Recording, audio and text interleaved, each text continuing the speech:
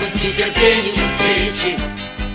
Это значит юмор, значит юмор не опустит флаг. Это значит будет долгожданный вечер. Вечер, где мы снова повторим. Итак, мы начинаем КВН. Для чего? Для чего? Чтоб не осталось в стороне никого, никого. Пусть не решить нам всех проблем, не решить всех проблем, но станет радостнее всем, веселей станет всем. Мы начинаем КВН. Для чего? Для чего? Чтоб не осталось в стороне никого, никого.